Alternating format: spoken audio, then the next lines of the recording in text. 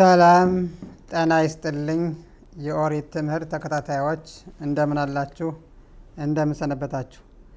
የእስራኤል ቅዱስ ኃያል የተመሰገነ ይሁንና ዛሬም ከኦሪት ትምህርት ተከታታዮች የቀረቡልንን ጥያቄዎች የተመለከተ ትምህርት ይኖረናል።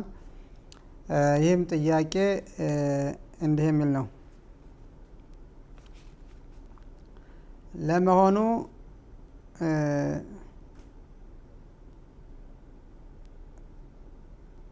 በክርስትና ርዕዮተ ዓለም የቅዳሜን ሰንበት ወደ እሁድ ለምን ቀየሩት? እንዴት ቀየሩት? የሚል ነው። እንግዲህ በክርስትና ርዕዮተ ዓለም ሰንበት የሚባል ነገር አለ። ይህ ሰንበት ቀዳሚ ሰንበትና እሁድ ሰንበት የሚባላል። እንግዲህ ቀዳሚ ማለት እንግዲህ የመጀመሪያው ሰንበት እንደማለት ነው። ሁለተኛው ሰንበት ደግሞ ያው እሁድ ነው እንደሚታወቀው ማለት ነው። እና እነዚህ ነገሮች እንዴት ሊሆኑ ቻሉ? በእውነት እንዴት ነው? ትክክል ነው ወይስ አይደለም የሚል ነው። እንግዲህ እንደሚታወቀው ሰንበት በቃል ኪዳን ውል ለእስራኤል ልጆች ብቻ የተሰጠ ነው ማለት ነው። ይህ ብቻ አይደለም። ለአዳም ራሱ ሰንበት እንዲጠብቅ ትእዛዝ አልታዘዘም። አዳም የታዘዘው ትእዛዝ አትብላ የሚል ትእዛዝ ነው። አንደኛው የሚያስፈልጉትን ነገሮች አሉ በገነት ውስጥ የተለያዩ ለአዳም ምግብ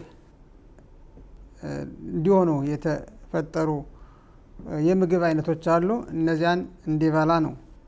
ሁለተኛው ትእዛዝ ደግሞ ከነዚህ ምግቦች መካከል መጥፎና መልካም ጥሩ ነገር ማለት ነው የያዘች አንዲት ዛፍ አለች። እሷን እንዳትበላ ነው። እሷን ከበላህ ሞት ትሞታለህ ነው። ከዚያ ውጭ ሌላ ትእዛዝ አልታዘዘም ማለት ነው። ይህ ማለት እንግዲህ አድርግና አታድርግ ማለት ነው። አንደኛው እነዚህ ምግቦች ብላ፣ ምክንያቱም ካልበላ ሰው ሊሞት ይችላል ማለት ነው። ስለዚህ ሌላው ደግሞ አትብላ ነው። ስለዚህ አድርግና አታድርግ የሚሉ ትእዛዛት ናቸው ማለት ነው እንጂ ሰንበትን አልጠበቀም። ስለዚህ የዓለም ፈጣሪ 6ቱን ቀን ከፈጠረ በኋላ 7ተኛው ቀን በቃ ይህ የፍጥረት መጨረሻ ቀን ነው በማለት ሰንበትን ከሌሎቹ ቀናት በተለየ ባርኳታል፣ ቀድሷታል ማለት ነው።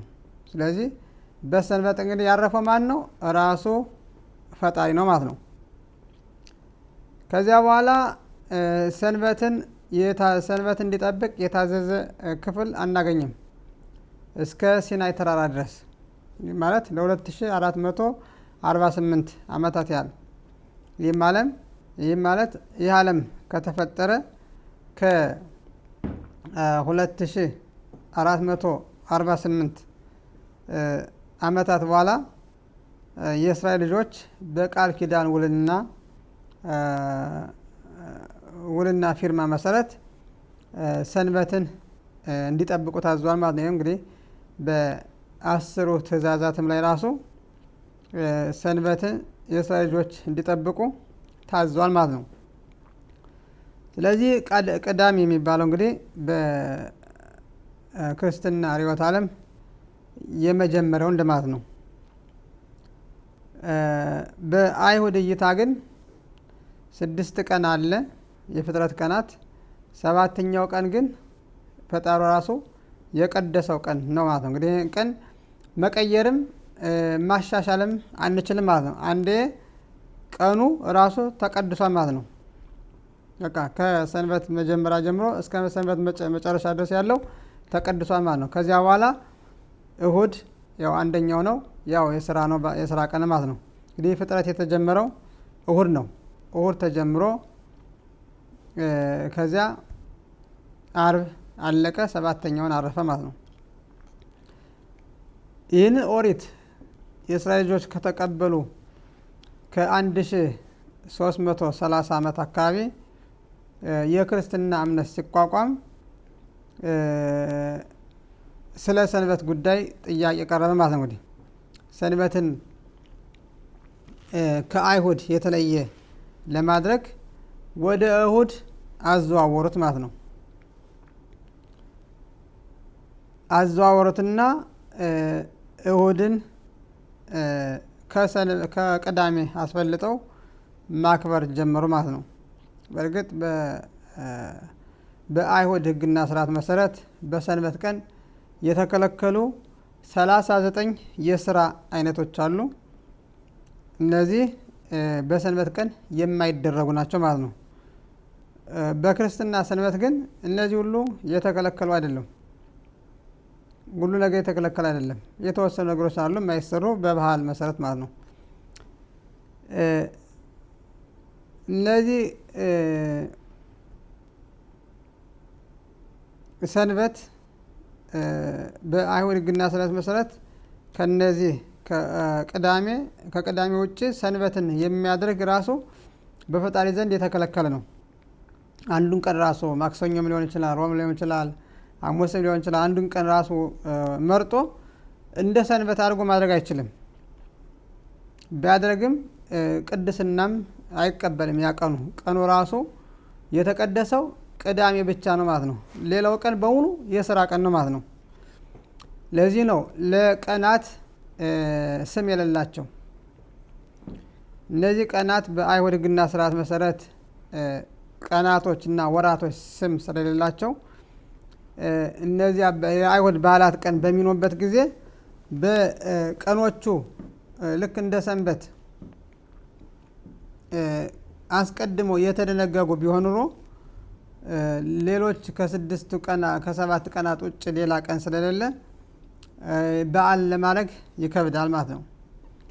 ስለዚህ በአይሁድ ሕግና ስርዓት መሰረት ዛሬ በተለምዶ በክርስትና ርዕዮተ ዓለም እሁድ፣ ሰኞ፣ ማክሰኞ፣ ሮብ፣ ሐሙስ፣ ዓርብ እየተባለ የሚባለው በሙሉ በአይሁድ ግን ቁጥር ነው። አንደኛ ቀን፣ ሁለተኛ ቀን፣ ሶስተኛ ቀን እያለ በቁጥር እንጂ ስም የላቸው ማለት ነው። ነገር ግን ክርስትና ከተቋቋመ በኋላ ወደ እሁድ ሰንበትን ቀየሩት ማለት ነው። ምክንያቱም ሰንበትን ቅዳሜ ቢያደርጉት ቅዳሜ ለእስራኤል ልጆች ብቻ የተሰጠች ስለሆነ ቤኒ ውቤን ብኒ እስራኤል ኦቲ ለወላም ለዘላለም ዓለም ለእስራኤል ልጆችና የእስራኤል ልጆችና የዓለም ፈጣሪ ቃል ኪዳን ለዘላለም ዓለም ስላደረጉ ይህን ቀን ማድረግ አይችሉም። ስለዚህ ምን አደረጉ? ሌላ ቀን መረጡ፣ እሁድን። ይህም በነቢዩ ኢሳይያስ ምዕራፍ 66 ቁጥር 17 እንዲህ ይላል። ወደፊት ክርስቲያኖቹ ቅዳሜን ወደ እሁድ እንደሚቀይሩት ሀምት ካድሽም በአምት ሀሪም ኤል አጋጎት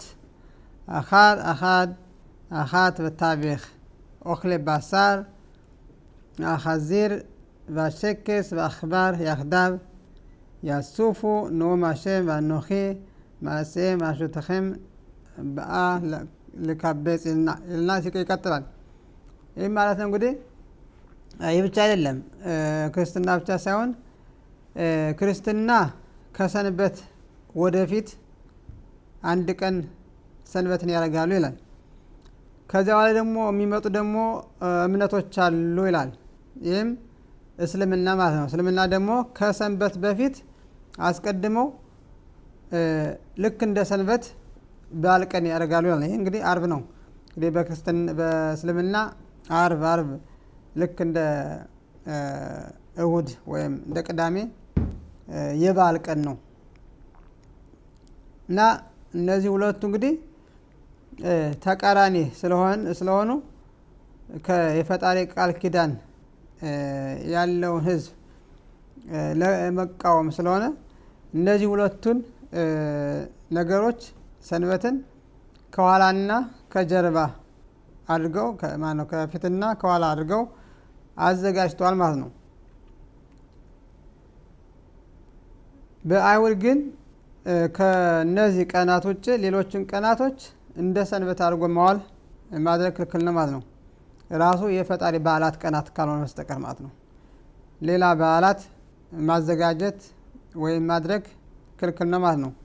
ባለፈው ትምህርታችን የኦሪት ሊቃውንቶችና ነቢያቶች ያደርጓቸው በዓላት ራሱ ስራ አልተከለከለባቸውም። ምክንያቱም የፈጣሪ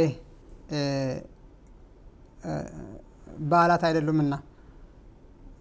እነዚህም ፑሪምና ሀኑካ የሚባሉት ናቸው። ፑሪም ከእስራኤል ሀገር ውጭ በኢራን ሀገር የተደነገገ የነቢያቶች በዓል ነው። ስለዚህ በዚህ በፑሪም ቀን ይበላል ይጠጣል እንጂ የደስታ ቀን ነው እንጂ ስራ አልተከለከለም ማለት ነው። እንዲሁም ደግሞ ሁለተኛው ደግሞ የኦሪት ሊቃውንቶች ነቢያትነት ከተቋረጠ በኋላ የኦሪት ሊቃውንቶች ልዩ ተአምር ስለተደረገላቸው ያንን ቀን በተአምር ስለተደረገላቸው ያስታውሱታል ማለት ነው። ነገር ግን በዚህም ቀን ራሱ ስራ መስራት አልተከለከለም ማለት ነው። ምክንያቱም የዓለም ፈጣሪ ሰው ሰራሽ በዓላትን በሙሉ ስለማይፈቅድ ማለት ነው። እንዲከለከል እንደ ፈጣሪ አድርጎ ማድረግ ክልክል ስለሆነ ማለት ነው። ስለዚህ ነቢዩም ራሱ ነቢዩ ኢሳያስም አስቀድመው እነዚህ ሁለቱ ሃይማኖቶች አዲስ ሰንበት እንደሚያደርጉ ያሳየናል ማለት ነው። መጨረሻ ላይ ግን መሲሁ ሲመጣ እነዚህ ሁሉ እርምጃ እንደሚወሰድባቸው ራሱ ፈጣሪ ይናገራል ማለት ነው። አይኖርም ማለት ነው። መሲሁ ሲመጣ እነዚሁ ሁለቱ እምነቶች አይኖርም ማለት ነው። ምክንያቱም የተቋቋሙት የፈጣሪን ሕዝብ የፈጣሪን ቃል በመቃወም ስለሆነ ማለት ነው። ስለዚህ ኢሳይያስ ምዕራፍ 66 ቁጥር 17 ላይ መመልከት ይቻላል ማለት ነው። እንግዲህ በአጭሩ የዛሬው የጥያቄ ትምህርት ይህን ይመስላል። በሚቀጥለው በተለያዩ የኦሪት ትምህርቶች ላይ እስከምንገናኝ ለጊዜው በደህና ቆዩ። ባሩክ አዶናይ ለዓለም አሜን በአሜን።